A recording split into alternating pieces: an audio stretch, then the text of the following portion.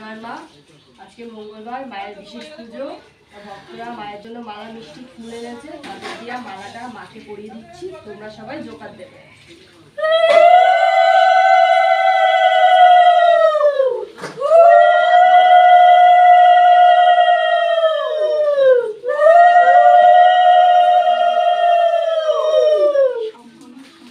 এটা হাতের উপর দিয়ে দাও, দুই হাতে কেটে দিয়ে দাও।